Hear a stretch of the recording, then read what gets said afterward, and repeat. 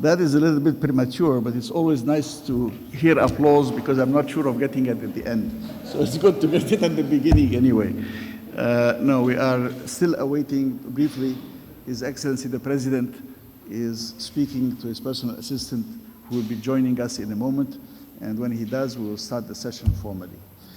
And I ask for your indulgence, but we are very grateful to President Aliyev for the support he is giving us all and the open forum that he has created here in Azerbaijan, and for the NGIC membership to contribute to that, as well as a formal international advisory committee.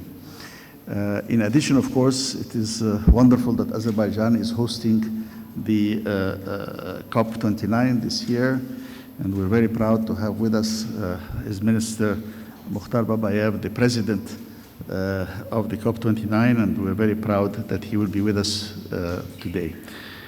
I think I'm awaiting now the arrival of His Excellency Hikmat Hajiyev, and I see His Excellency Mukhtar Babayev is with us already, and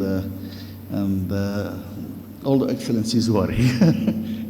And specifically, we will also have joining us personally two wonderful ladies, Her Excellency Maria Fernanda Espinosa, who's the President of the 73rd UN General Assembly meeting, as well as Foreign Affairs Minister of Ecuador, Defense Minister of Ecuador, and Commissioner on the Global Commission on Water, and many other things as well. And this man, Elouafi, who's been involved with science and agriculture all over the world, initially with ICARDA in the dry areas, then she headed the biosaline agriculture in Dubai, then she became chief scientist of FAO, and is now heading the world's most important agricultural research network, which is the CGIAR. We have also been in touch with a large number of UN agencies, and with whom we have partnerships and dialogue, we being NGIC. And in fact, we will be receiving a number of messages from them and from some of our most eminent partners, including, of course, who president of the International Advisory Committee that was set up by His Excellency President Aliyev.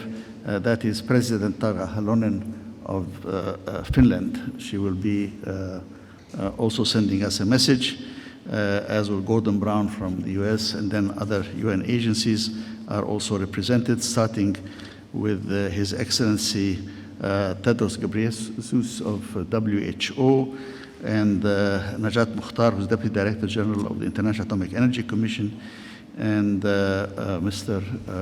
Miguel Angel Moratinos, who is the UN Under-Secretary General and head of the UN Alliance of Civilizations, all of whom are close partners with the NGIC in many of our work. We're delighted to have them here. We're participating at least in their support through in this opening session, but also the fact that we have had already discussions with them and with their staffs, and we hope to work closely with Mr. Babayev and the national team in helping to develop a program that will be worthy of Azerbaijan and of the national leadership in this area. I'm hoping that we will be able to catch up on time, and thus this opening session will really be a series of fairly short statements, but we are awaiting the arrival of Mr. Hikmat Hajiyev, the assistant to the president, who is with us in the hotel, but he is taking a phone call from His Excellency the President. So whatever he's going to tell us will be really the most up-to-date that you can get, since he is taking the call just before coming in here. Needless to say, we are all very proud to be able to help Azerbaijan in dealing with COP29, which is a memorable event, contrary to some of the people who said, well, you know, this is going to be just a minor event, then we go on to Brazil. No, this is a memorable event. It is important. This is where I think lots of discussions will come, whether it's on finance or on other areas from agriculture, food security, water. All of these are affected by climate change and can affect climate change as well. I hope that in the rest of the program we'll be able to deal with these issues and help flesh out what we can do together and whom we can also bring to participate with us. I think you have all received a program, so you know what to expect. And it did look a bit formal. I frankly thought it would be a little more informal, but nevertheless, it is good to give it a certain amount of structure. And let me now ask again.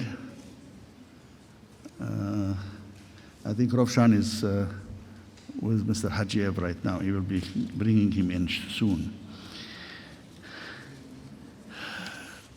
You know, I believe that we have passed this last year with over 1.5 degrees on average. That is very troublesome. We have seen both Pakistan and India record over 52 degrees, 152.3, 152.1 degrees centigrade, which is incredibly difficult for a human being because our ability to maintain our internal temperature at 37 when the external heat is over 50 degrees is very serious. And people refer to it as heat stroke, but generally it's a very serious issue for all of humanity. And yet we are going there, and heat waves are continuing, as you all know. In addition, humidity affects that very much. We also have seen that the world, we are now meeting almost 30 years. It's COP29, so almost 30 years. But if you look back where we were in 1997, when the first efforts to contain climate emissions started with the Kyoto Protocol, the world was emitting 33 billion tons of greenhouse gases, and now it's emitting 54. So there's been a continuous increase, and this is quite serious. And therefore, all this just adds to the importance of this meeting, where we hope to lay out a program of collaboration between us. And so, without further ado, Excellencies, ladies and gentlemen, it gives me great pleasure to call on His Excellency Hikmat Hajiyev, Assistant to the President of the Republic of Azerbaijan, to give the welcoming address on behalf of the President of the Republic of Azerbaijan, His Excellency Ilham Aliyev. Hikmat Bey, please.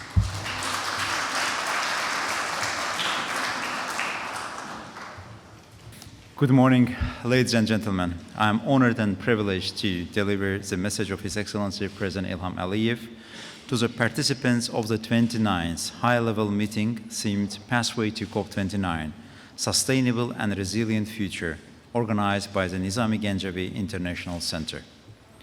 Dear meeting participants, dear friends, I sincerely welcome you at the opening of the 29th high-level meeting themed Pathway to COP29, Sustainable and Resilient Future.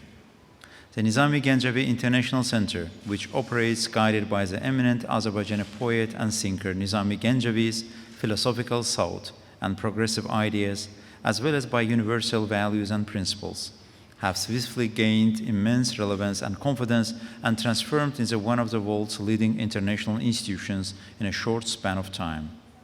The initiatives launched by Nizami Ganjavi International Center and its new approaches in addressing the pressing issues in the global agenda are commended and highly appreciated in the international arena.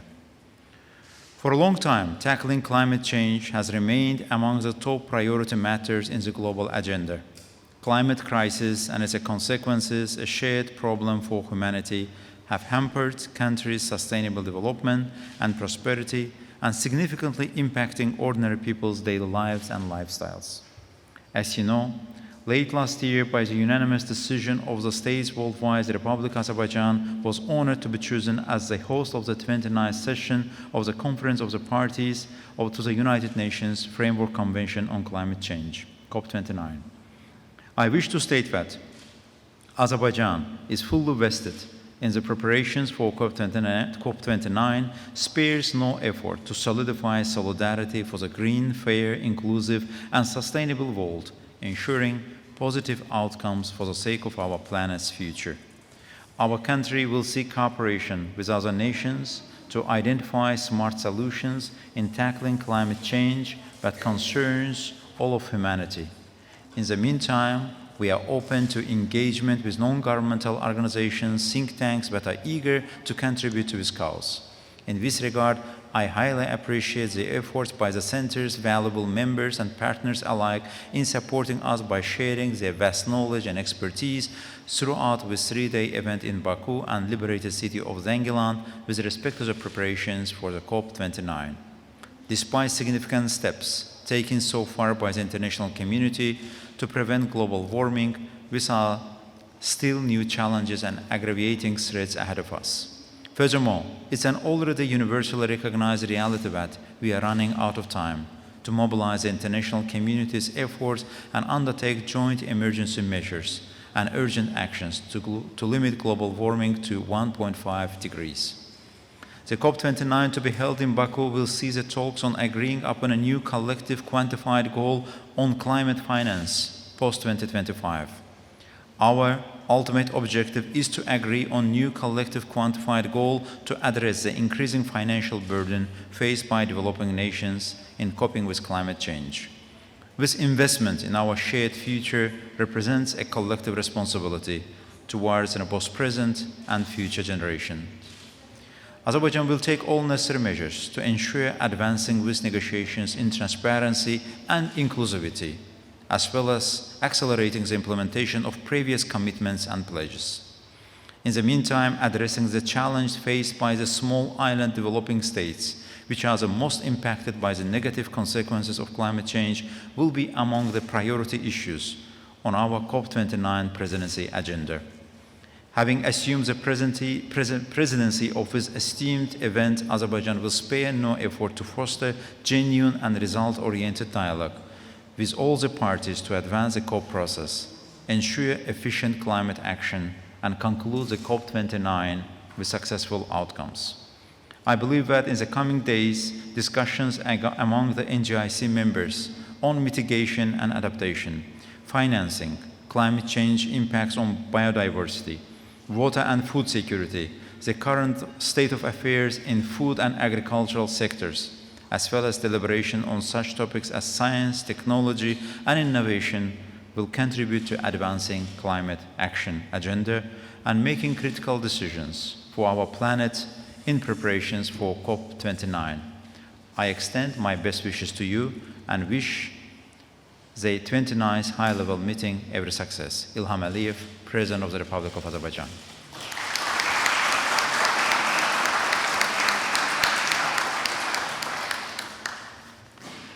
I also take this opportunity to deliver honor of diploma by President Ilham Aliyev to His Excellency Dr. Ismail Serageldin, and recently he has celebrated his birthday, and Azerbaijani government and President Ilham Aliyev himself highly values his esteemed stance and contributions to the global scientific academic discussions, and also his wisdom and chairmanship in NGIC, making this institution as one of the leading institutions. His Excellency, please accept the honor of diploma by President Ilham Aliyev. I'm a privilege and honor on his behalf. I was mostly sorry that I was a little late because I had received the personal message of President Aliyev. His Excellency Dr. Ismail.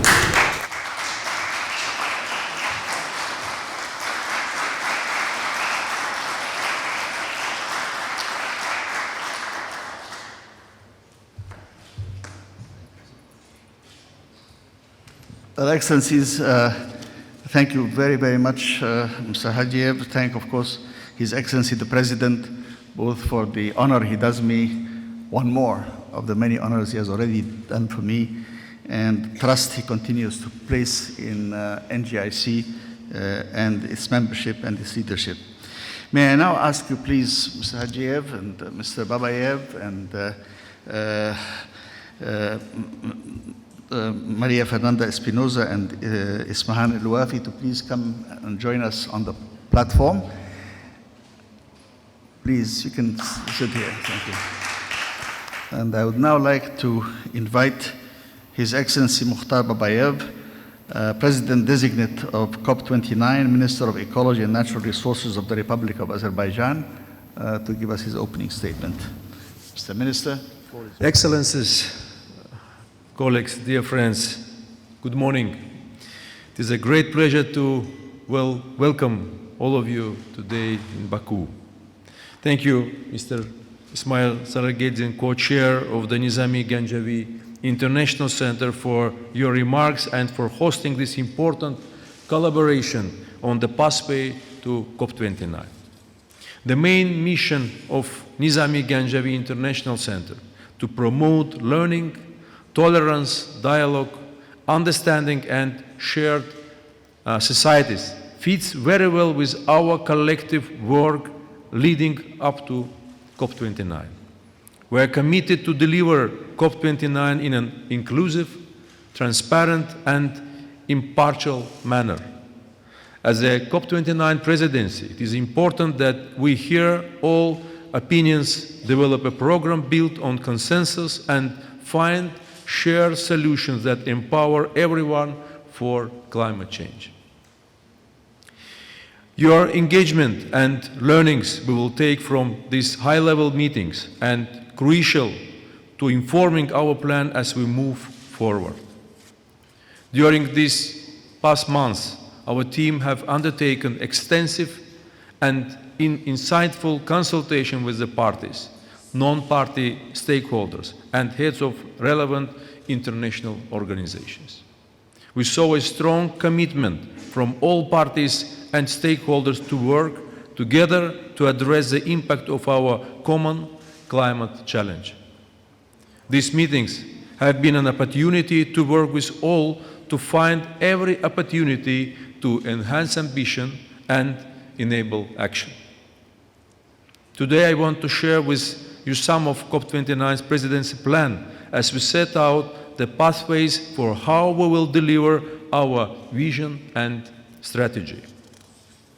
During the Petersburg Climate Dialogue, we set out the vision for COP29 to enhance ambition and enable action. And now we are ready to move from a broad plan to more specific pathways. To summarize the two pillars of the plan and how they fit together. On the one hand, we are working to support all parties to raise their ambition through their national climate actions plan, national adaptation plans, and transparency reports. As signals of ambition, these plans and reports can build trust as well as guide investment. And on the other hand, we are working to enable action by agreeing a fair and ambitious new climate financial goal, finalizing Article 6, strengthening global financial institutions, and ensuring the private sector commits to climate action. As signals of commitment to enable action, they can allow for higher ambition and guarantee that everyone is confident that they can deliver at the necessary scale. We need early action across all pathways to build solidarity and momentum and ensure that these two pillars are mutually reinforcing. While we must always be considered and careful, we must also do everything we can to avoid delay and meet the urgency of the moment with determination and action. Earlier in June, our COP29 presidency team participated in the Bonn Climate Conference and met with all negotiations groups as well as observer groups to hear their views and expectations for COP29. We have made a positive start with the quick adoption of the agenda. There was clear momentum and willingness to advance work on Article 6, and we made good progress with the updated input paper for the new collective quantified goal on climate finance. We heard strong calls that at COP29 we need to collectively make progress across all pillars of the Paris Agreement, with climate finance as a centerpiece. To that end, Azerbaijan is intensifying its efforts, and we are committed to integration of political engagement in support of the ongoing substantive discussions.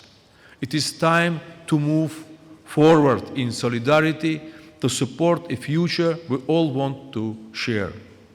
Thank you, Excellencies, colleagues, and dear friends, for your time, your collaboration, and your constructive spirit in joining us here today on the pathway for COP29. Thank you.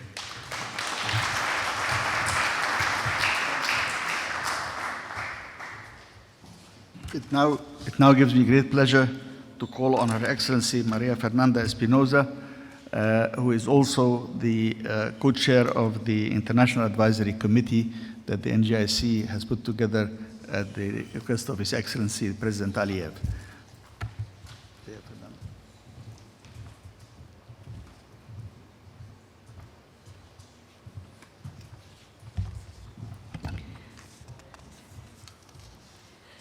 Well, thank you very much, dear Ismail, our dear co-chair of NGIC.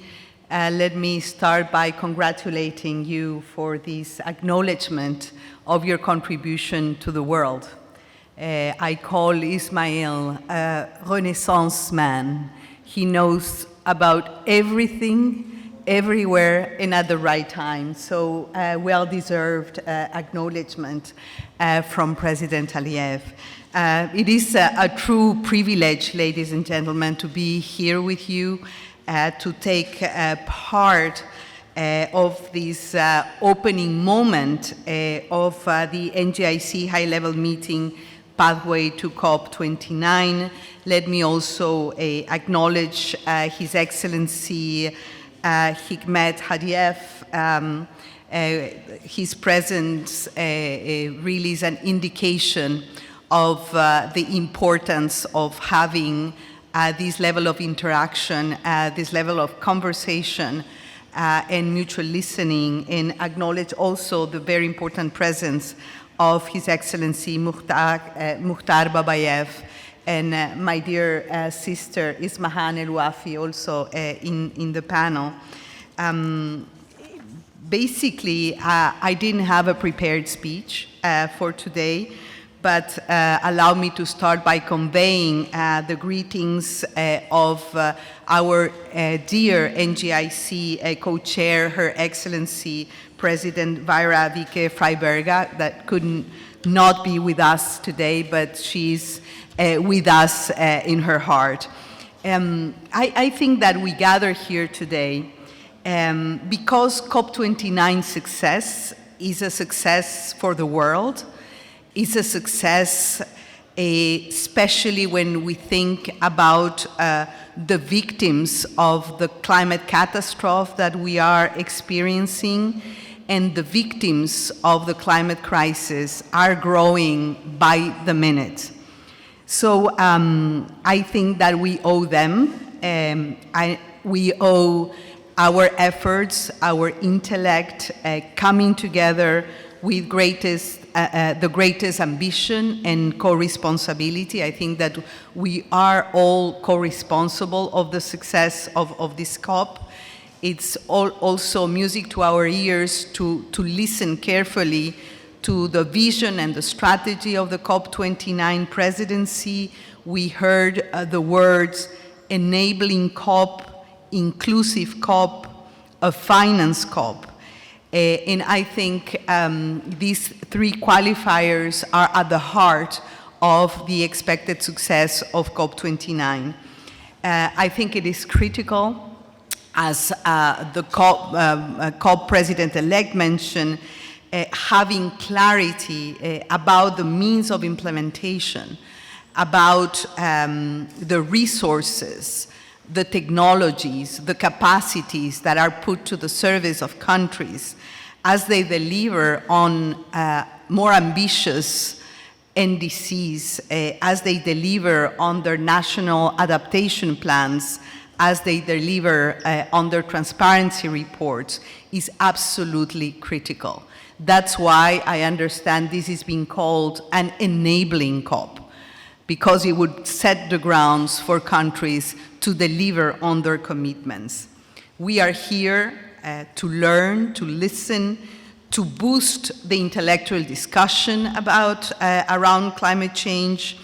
And also we are here because we want to be part of COP29 success and become COP29 ambassadors with our constituencies, in our countries, in the networks that we are part of. The success of COP29 is not only going to be the success of Azerbaijan, as I mentioned at the beginning, it is going to build the trust, the legitimacy, not only to the Conference of the Parties process, but also to the multilateral system, its value, its importance, and its irreplaceable nature. I think that these are easy words to say and very difficult in times of hardship. But we are here because we're all optimists. We understand that with great challenge comes great responsibility and great opportunity.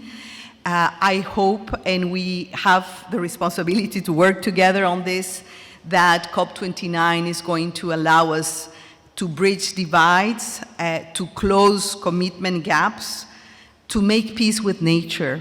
So I strongly feel that this has to also be a COP29, the COP for peace, to make peace with nature, to make peace among humans, and to make peace among the divides and strained polarization that the world is living in.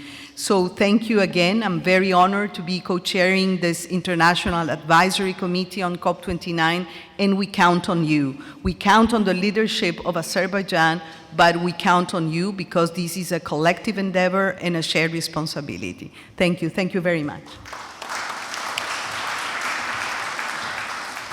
Thank you so much for these words.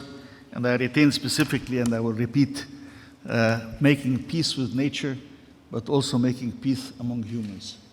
I think that's a message that we all need to carry at all times. It is distressing to report back to all of you that in a recent discussion with His Excellency Secretary General of the UN, he said to me that everybody is talking in the news about two wars, Ukraine and Gaza, but there are 51 conflicts around the planet. Some of them devastating. Sudan, for example, 8 million people displaced already and more. So it is important as we make peace with nature to also make peace among ourselves. Thank you for bringing that up, Maria Fernanda. And now may I call on Ismahane Elouafi, Executive Managing Director of the CGIAR, the Consultative Group for International Agricultural Research, former Chief Scientist of the Food and Agricultural Organization of the United Nations. Ismahane, the floor is yours.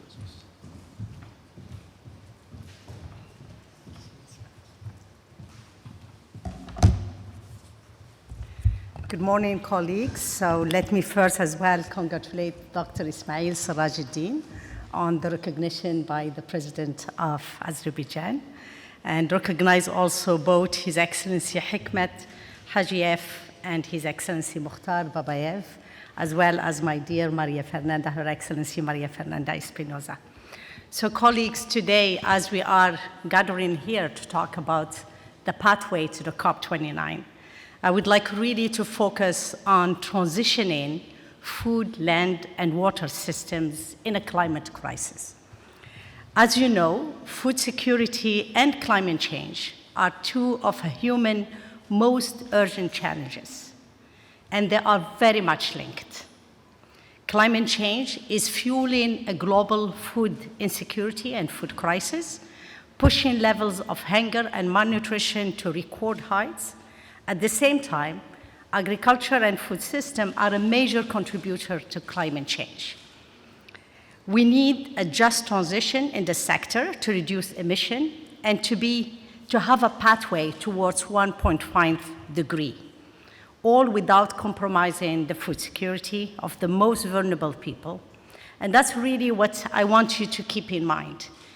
As we are talking about climate change, most of the solution will make the food more insecure. So we have to recognize the trades-off, and we need to find solutions. We can't push for one while we are letting the other one slipping down. And that's where really, going back to what Ismail said, it's about science, technology, and innovation. We need really to make sure that we push for the right technologies that will allow us to produce more with less and adapting and mitigating climate change. And that's where the organization that I lead, which is CGIAR, Consultative Group for International Agriculture Research, which is the world's largest publicly funded agriculture research network, can really help us. Why? Because what we need brains. We need people that can give us innovation, ideas, that knows the realities in the countries, and that can bring solutions that could be really on the ground and could be scaled up. We are in about 80 countries. We have about 6,000 partners. Those are institutions. And we have about 10,000 staff. Within those 10,000 staff, we have about 4,000 scientists, PhDs. 600 of them are very much focused on climate change and agriculture. So we have maybe the largest number of scientists really that think about agriculture in a climate crisis. And our mission is to deliver science and innovation that advance the transformation of food, land, and water system in a climate crisis. So what does it mean that we want to transform? It means that we want to produce more, but reduce the emissions. And to reduce the emission, what we need to make sure is that we have the right technologies that allows this just transition, and that really help us to increase our sequestration capacity. I always say the only thing that sequesters carbon from the air is plants. So anything green, that's chlorophyll. Chlorophyll system, it's taking carbon from the air, it's soils, and it's waters. So cars, be it Tesla or not, does not sequester carbon, colleagues. It's much more nature that does it. And to do that, we need really to push more for those solutions. So what happened in COP28? In COP28, I think there was a very good push for that agri-food systems are facing drought, flood, extreme heat, and other climate-related impact. And what we get out of it is that we have a declaration on sustainable agriculture, resilient food system, and climate action that was signed by 159 countries. The declaration commits these nations to scale up adaptation and resilience for farmers, for fishermen, for food producers, for foresters, to promote food, nutrition security, and build social protection systems. At COP28, nations agreed on the first ever global stocktake moment that happened in Rome at the FAO. Another thing that happened in COP28, but it was also COP27, COP28, is the loss and damage fund that received about 500 million in pledge. The agri-food system is one of the most climate-exposed sectors globally. And climate-vulnerable countries of the Global South, particularly, are experiencing most of the losses and damages. So what we are calling for, it's really now, it's our collective responsibility to deliver on these promises, and that's where COP29 could make really a push for it. So what can we do in COP29? So one major topic should be improving access to climate finance for small-scale producers who produce, by the way, 80% of our food, and those are 500,000 small-scale producers in the Global South. The role of technology in climate action will be highlighted in COP29 to focus on integrating innovative solutions in agriculture and maybe also addressing policy priorities, repurposing of subsidies, for example, from non-resilient or non-sustainable methodologies to sustainable methodologies. So basically, COP29 could eventually provide the right incentives for a transition that will help small-scale producers and that will bring technologies that can attract you to agriculture as well. The other thing that we would like really to push for with NGIC, with Nizami Ganjavi International Center, it's a just transition on agri-food system, exactly the way it happened in energy a few years ago. And there what we are looking for, it's 3 pillars. The first one, it's greater R&D support for low-emission innovation in the agri-food sectors. The second one is providing transition support through finance, social safety net, and training and employment of those negatively affected by the transition. And the third one, it's policy coherence and governance support for transition. So basically, in a nutshell, it could be a path forward to provide the incentives to move towards a more sustainable, a more resilient agri-food systems. The other area is peace, and I think really both Maria Elena and Ismail talked about it. Having a peace day in COP29 will bring a lot. So as Ismail said, there are 51 wars, and those wars, unfortunately, are mostly man-made. We talk about climate. Some of them have a climate component, but most of them are man-made. So having really peace as an essential part and parcel of this global debate will foster a peaceful world and hopefully help us to unite between us as human, between us as nature, and hopefully will advocate for a right transition towards everybody, towards a better world for us and for the next generation to come. Thank you very much. Thank you, Ismail. Now let me call on some of our beloved friends who are not here with us, but who have sent their messages to us. And I believe we have a message from His Excellency Tedros Ghebreyesus, the Director General of the World Health Organization. Your Excellency, former President Mayra Vike Freiberga, and Dr. Ismail, Serageldin, Secretary General Rovshan Murado, sorry for being formal among friends and brothers and sisters, but I just wanted to start with some formality. And it's such a great honor to have the opportunity to address you at this COP29 advisory meeting. And I thank NGIC and especially our brother Rovshan for the invitation. The climate crisis is a health crisis, and it's not a hypothetical crisis in the future. It's right here and right now. Climate-related humanitarian emergencies are increasing in scale, frequency, and intensity, with devastating impacts for health. The same emissions that are killing our planet are killing people. This year, there have been devastating floods in Brazil, record heat waves across Mexico, and millions of people have been affected by extreme heat in Asia. And I just met the Labour Minister of South Sudan, and he told me about their fear that the Lake Victoria could be overflowing, and the region could be flooded, and that's a result of climate change as well. Each year, air pollution contributes to over 7 million premature deaths. That's 1 out of 8 deaths globally. And rising seas are edging closer to submerging some countries. Food insecurity is rising, forcing people to make impossible choices between their next meal and healthcare. And climate change is fueling the spread of diseases like cholera, dengue, and malaria. All of this makes health one of the strongest arguments for taking immediate action. The health gains from climate mitigation and adaptation easily outweigh the costs. They are a compelling argument for strong climate action. Climate action could save millions of lives each year and generate a return of over $4 for every $1 spent.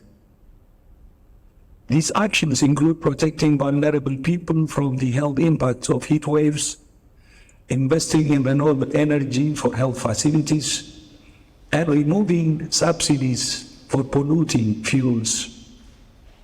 And yet, for too long, health has been a footnote in climate discussions.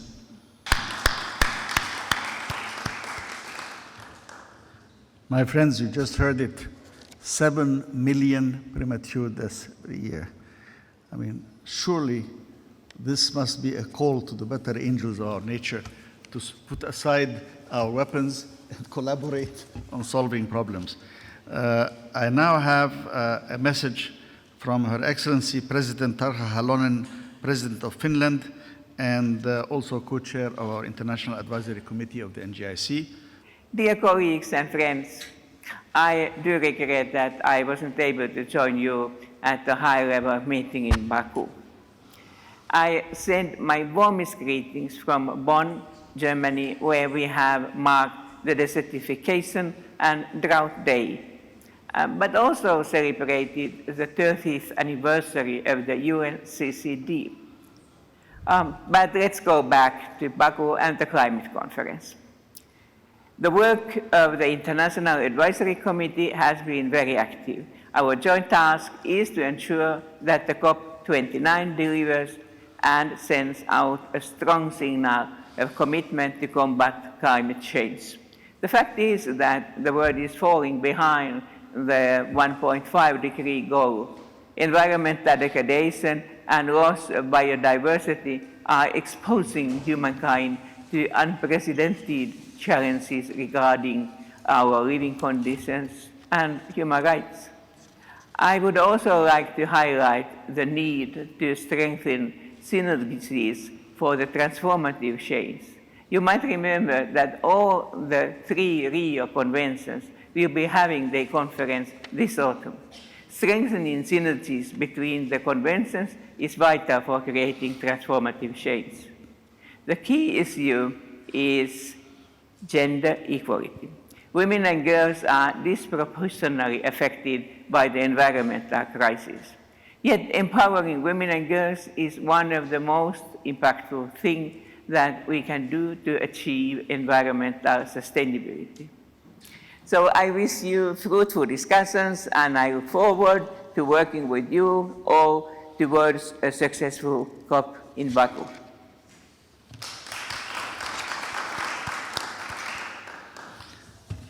Now, our beloved friend Najat Mukhtar, who's the Deputy Director General of the International Atomic Energy Agency and head of the Department of Nuclear Sciences and Applications, also by video.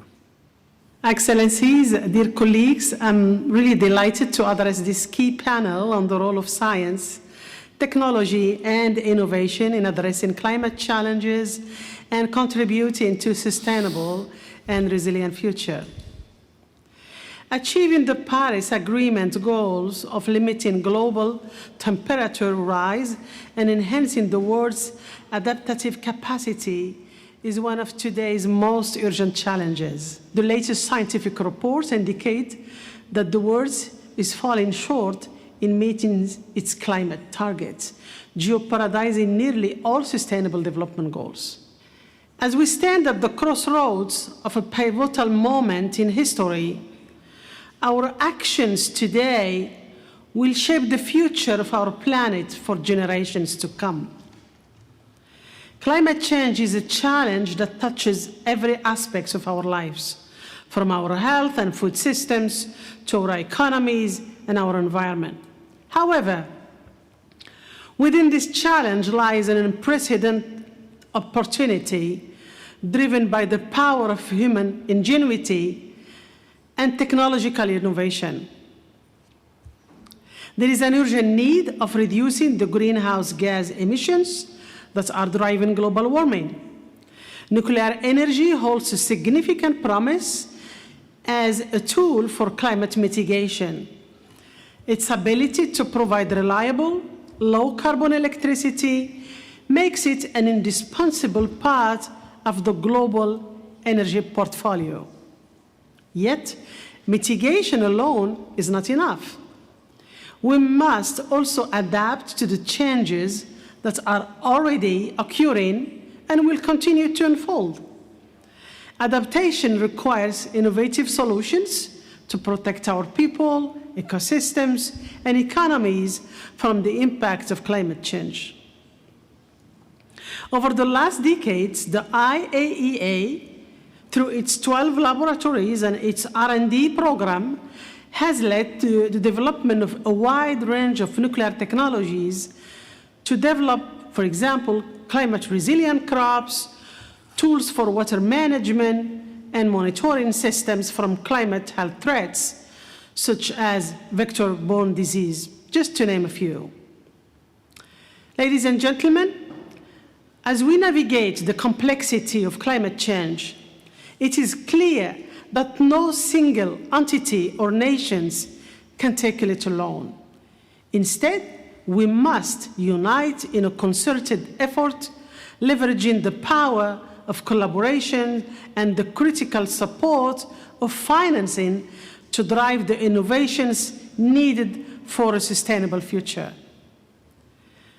Cognizant of science missions for sustainability, this panel is especially important because it will explore how the scientific community can better collaborate to develop the necessary solutions and to create an enabling environment for their timely and inclusive transfer, adoption, and scaling around the world.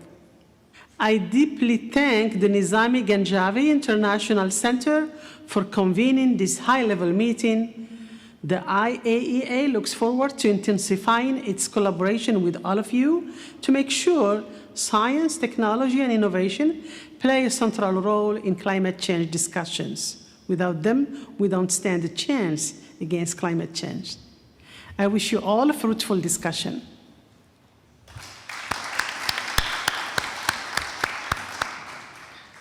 Indeed, science, technology, and innovation. The world needs science-based policies, and in the deployment of innovations of technology, it also needs evidence-based regulations. Let's hope that this will be enabled in the developing countries with the support of the most advanced scientific communities for the benefit of the planet and the benefit of the lives and livelihoods of all concerned. Let me now turn to distinguished member of NGIC, very proud, His Excellency, former Prime Minister Gordon Brown, Prime Minister of the UK. Let me congratulate NGIC on your momentous achievements throughout a year in which, in a troubled world, your contribution to the advocacy of peace and reconciliation has given decent people everywhere new hope that we can fix our fractured world. And while I cannot be with you in person and I'm joining online, I feel close to you in spirit as you debate how we move from a world mired in pessimism, worried about the next crisis, to one fired by optimism, thinking positively and constructively about the better future within our reach. But we meet as apparently never-ending wars and internecine conflicts, and outbreaks of aggressive nationalism, protectionism, and xenophobia are not only causing massive loss of innocent life and undermining any prospect of stability, but are challenging at root the very idea of coexistence, the very idea we can ever live together peaceably on the same planet. And current events suggest we now face a world permanently divided between those who believe that religious and ethnic groups can never live in harmony, claims that Russia can never accept or exist side by side with a free Ukraine, claims that we cannot ever have a secure Israel alongside a viable Palestinian state, and even claims that China and America will never be in anything other than a permanent, unstable standoff. It's a choice between those who, like us, champion coexistence, believing that if we can prove that we can address the injustices that divide and impoverish our world, we can achieve a safer, fairer, and more prosperous future. And let us be clear, the real objective of those who claim coexistence is impossible is not to end injustice, persecution, and discrimination, but to exploit injustice, persecution, and discrimination, to further the idea that our world is divided forever between the us, the insiders, and the them, the outsiders, whether they be immigrants, foreigners, or global elites. And so, if we are to fix a fractured planet, we have to put the moral case against this zero-sum mindset that suggests for one group to succeed, another has to fail. And we have to stand up for an inclusive globalization that resists these further outbreaks of protectionism and xenophobia, and one that shows that progress is all of us advancing, not at the expense of each other, but all of us advancing by advancing together.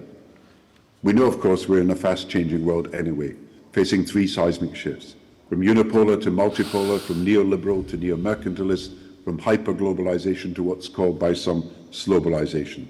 And that requires us to rethink the way we manage our planet, show afresh how we can deal with global problems that need global solutions, and reassert the need not for an illiberal, power-based order, but a liberal, rules-based order. And there are good examples of how in fast-changing times and in the most unpropitious of circumstances, bold and inspired leadership has achieved breakthroughs in global cooperation, even when pessimism abounded.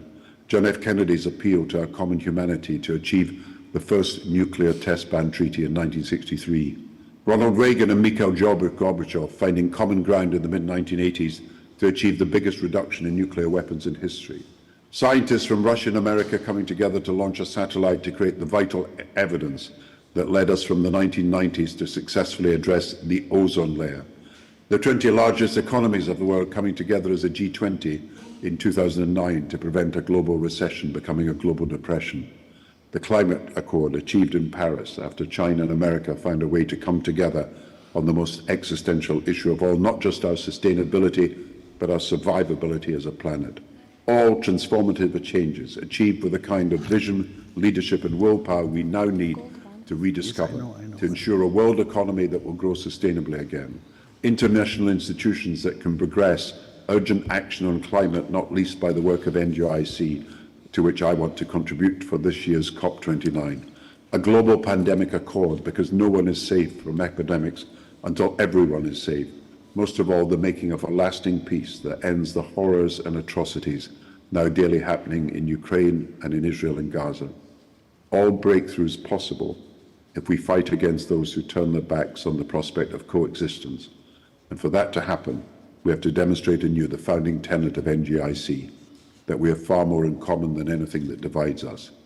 And we should remind everyone everywhere that we all breathe the same polluted air, that we all inhabit the same overdeveloped planet, that we all share the same positive aspirations for a now anxious new generation of children.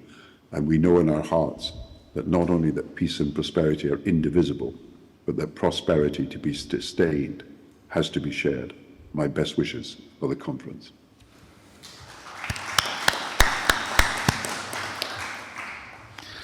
It is very compelling to hear His Excellency Gordon Brown remind us of the many moments when things looked particularly bleak and how the various leaders at the time managed to cut together to reach sometimes unexpected breakthroughs.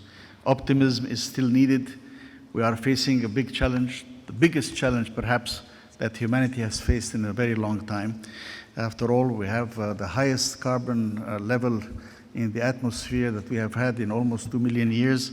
We have the highest methane level and nitrous oxide levels in the greenhouse gases up there that we have had in the last 200,000 years. It is really an existential challenge, and we are delighted to be able to work here. Now I have a statement from Under-Secretary General of the United Nations, Miguel Moratinos, High Representative for the UN for the Alliance of Civilizations. Excellencies, distinguished guests, dear members of the NGIC.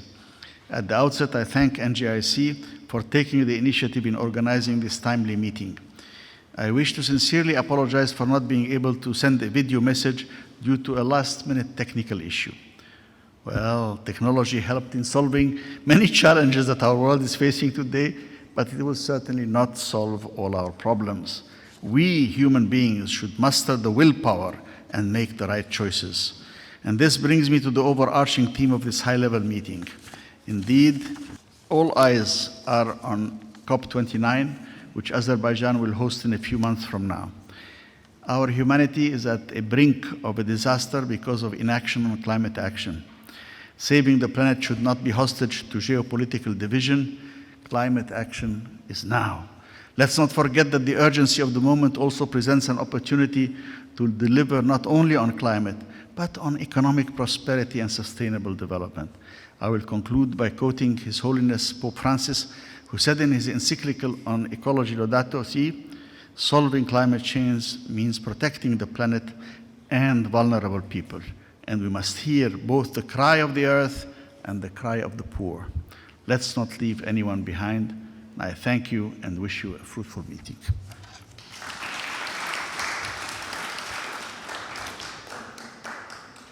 Now, ladies and gentlemen, I would like to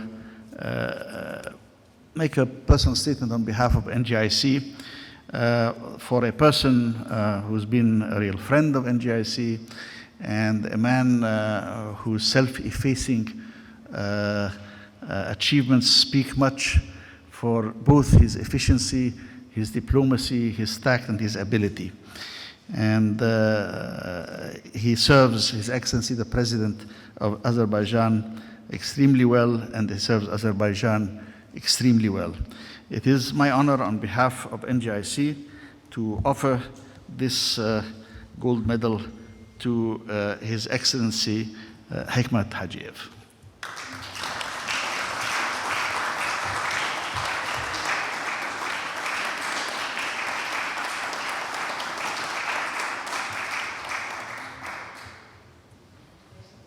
And finally, before I declare the conclusion of this panel, I would be remiss if I didn't say that on behalf of NGIC, we recognize the enormous burden that His Excellency Mukhtar Babayev and his colleagues are carrying when they lead forward not only Azerbaijan but the world in COP29. And we would ask His Excellency Mukhtar Babayev to receive this silver medal from the NGIC.